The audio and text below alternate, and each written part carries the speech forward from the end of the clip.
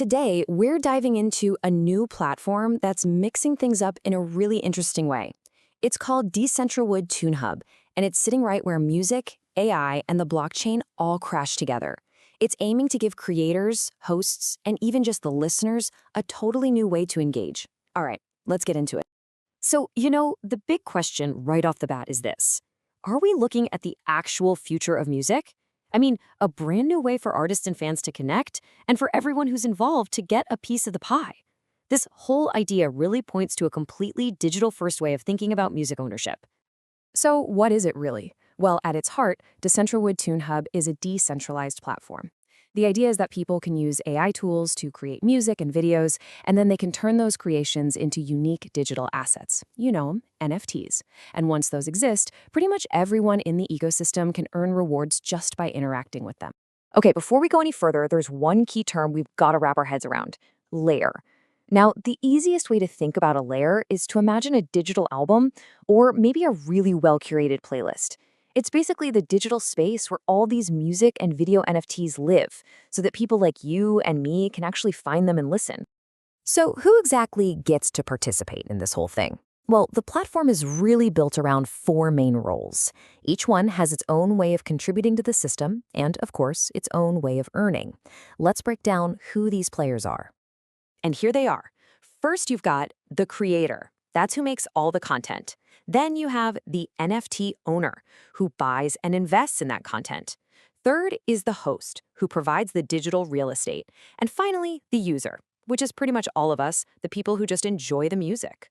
We're going to dig into each one of these.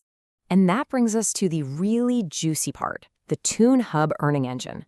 How do each of these four different players actually get rewards? This is where the whole economic model really comes to life. Naturally, it all starts with the creator. These are the folks who are using AI tools to whip up new music, new videos, and then they mint them, which is just a fancy way of saying they register them on the blockchain as an NFT. So, if you're the artist, you're the one making the cool stuff. How do you actually get paid for your work in this system? Well, the creator has two main ways to earn. First, the simple one. They can sell their brand new NFT on the marketplace and get an immediate one-time payment. But here's where it gets really clever.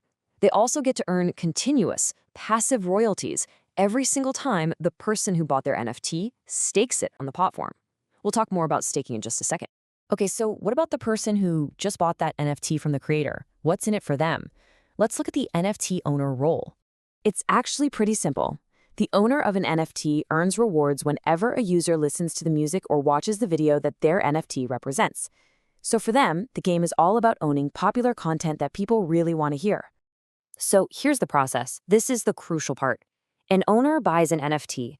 Now, to make it available for people to listen to, they have to publish it on a layer. To do that, they need to stake or lock up 500 of the platform's own currency, the DOD token, for every single minute of music. Once that's done, they start earning rewards from every listen. All right, let's move on to our third player, the host.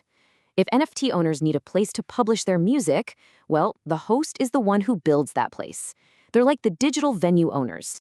A host makes money in two main ways. First, they spend their DOD tokens to create those layers we talked about, those digital albums.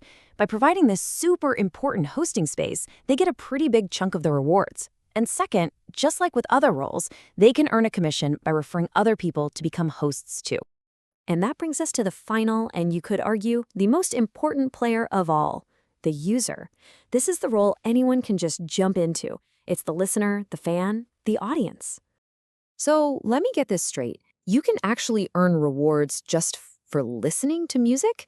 Well, according to this model, the answer is yes. For the user, it's super simple. They earn rewards based on how much time they spend listening to music on the platform. Plain and simple. And you guessed it, they can also earn by bringing more people in. If you refer a friend, you'll actually earn rewards every single time they listen to music. The whole stated mission behind this distribution model is to create a system that is, and I'm quoting here, decentralized, transparent, and fair to all participants across the ecosystem. The idea is that everyone has a clear role and everyone has a clear path to earning. So that's the mechanics of Decentraland TuneHub laid out for you. And it really leaves us with this one big thought-provoking question. Is this kind of thing the future?